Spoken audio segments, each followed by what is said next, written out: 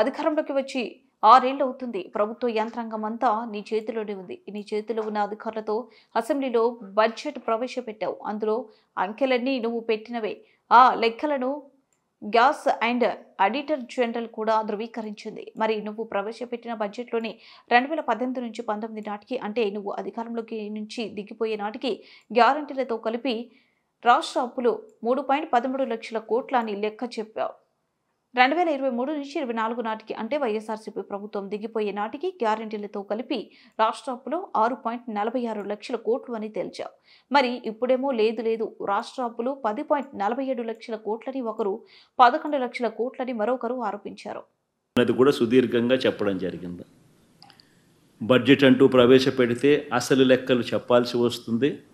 అసలు లెక్కలు ఎప్పుడైతే బడ్జెట్ రూపకంలో బయటికి వస్తాయో అప్పుడు చంద్రబాబు నాయుడు సూపర్ 6, సూపర్ 7, తాను చేసిన మోసాలు, తాను చెప్పిన అబద్ధాలు అన్నీ కూడా బయటికి రాక తప్పదు.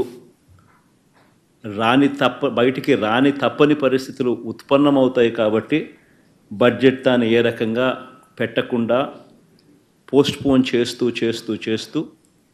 చిట్ట చివరకు తాను బడ్జెట్ ప్రవేశపెట్టడం, ఆ బడ్జెట్ ద్వారా తాను ఇంతవరకు చెప్తా వచ్చిన అబద్ధాలన్నీ కూడా అబద్ధాలుగా ప్రూవ్ అయిపోయి ఉన్న పరిస్థితులను కూడా లాస్ట్ ప్రెస్ కాన్ఫరెన్స్లో, లాస్ట్ ప్రెస్ మీట్లో సుదీర్ఘంగా కూడా ఎక్స్ప్లెయిన్ చేయడం జరిగింది. అంత సుదీర్ఘంగా కూడా చెప్పినా కూడా చంద్రబాబు నాయుడు గారిలో మార్పు ఉంటుందా? అస్సలు ఉండదు. నేను అబద్ధాలు ఇలాగే చెప్తాను, ఎందుకంటే నేను సూపర్ 6, సూపర్ 7 ఎగరగొట్టాలని డిసైడ్ చేసుకున్నాను, కాబట్టి నాకు జస్టిఫికేషన్ కావాలి అన్న ఒకే ఒక దృక్పథంతోనే చంద్రబాబు గారి అబద్ధాలన్నీ కూడా కొనసాగుతూ వస్తున్నాయి బడ్జెట్ ప్రవేశపెట్టినప్పటికీ కూడా.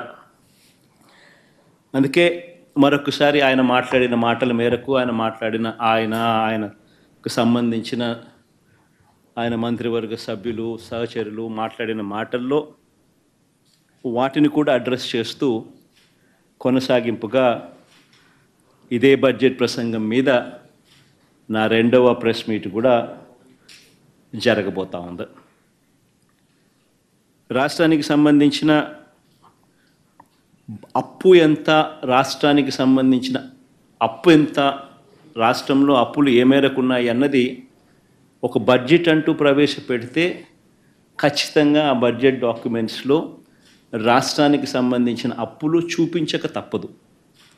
ఇది బడ్జెట్లో ఖచ్చితంగా జరగాల్సిందే బడ్జెట్ అంటూ ప్రవేశపెడితే.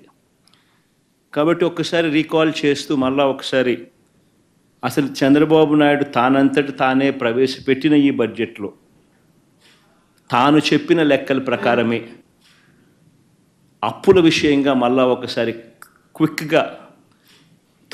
క్విక్గా రీక్యాప్ చేసేదానికోసం ఉజ్జాయింపుగా ఫిగర్లు చూపిస్తా.